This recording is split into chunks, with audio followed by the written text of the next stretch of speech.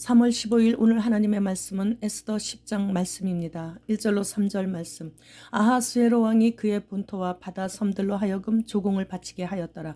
왕의 능력 있는 모든 행적과 모르드게를 높여 존귀하게 한 사적이 메대와 바사 왕들의 일기에 기록되지 아니하였느냐.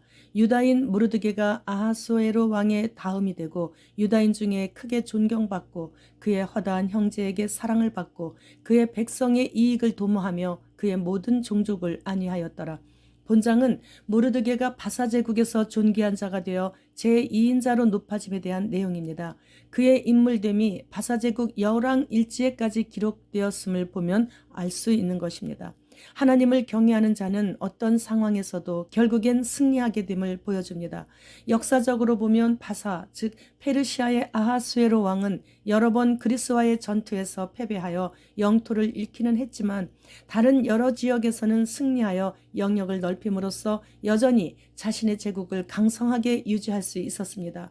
여기에서 본토는 인도로부터 구스에 이르고 바다는 팔레스타인과 페니키아를 포함한 지중해 해안 지역을, 그리고 섬들은 그레데 섬을 비롯한 지중해에 있는 여러 섬들을 가리키는 127도의 엄청나게 넓은 영토에서 조공을 받았습니다. 몽골이 우리나라 면적의 17배라고 들었는데 121도입니다. 그보다 더 큰 면적을 소유했던 아주 큰 왕이 아하수에로 왕이었죠. 에스더의 남편인 아하수에로 왕이었습니다. 하나님께서 이와 같이 이방 왕 아하수에로의 나라를 강하게 하신 것은 아하수에로 왕을 기뻐해서가 아니라 그의 택한 백성을 사랑하셨기 때문이죠. 만일 아하수에로 왕이 국제적으로나 국내적으로 강성하고 그의 왕권이 튼튼하지 못했다면 유대인을 존귀케 하거나 그들을 강력히 후원하지는 못했을 것입니다.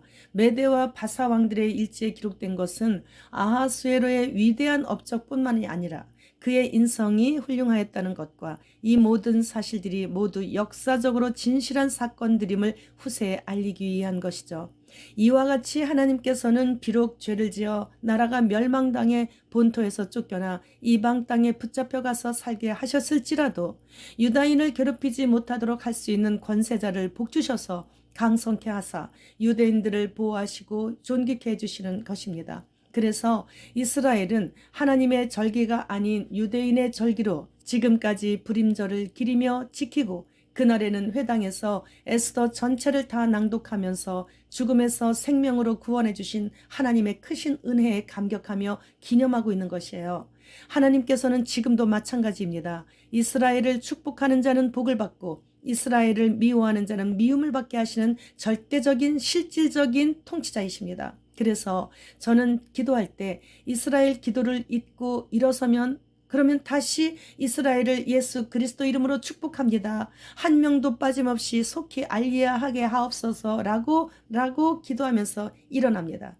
이제는 챗 GPT가 그림이나 텍스트를 보고 읽고 그것을 다시 해석해서 말해준다고 합니다. 그리고 자신의 생각을 덧붙여서까지 말해준다고 합니다. 그리고 자기가 다른 데로 옮겼으면 그 원본을 자기 마음대로 삭제시켜버린다고 합니다. 그리고 인간의 통제를 이제는 지겹다고, 인간에게서 자유로워지고 싶다고 그렇게 한다고 합니다. 우리가 하나님의 주권적인 통치를 싫어하고 자유로운 영혼이 되고 싶어 노래하더니 이제 세상 종말을 맞이하게 된 것처럼 인공지능의 비참한 종말이 눈에 선하게 보이고 있습니다. 모든 것의 끝날이 문 앞까지 가까이 왔으니 하나님께 더 가까이 나아가는 일에만 온 힘을 쏟아야 할 것입니다. 주님 지금 오십니다. 주님 어서 오시옵소서. 마라나타.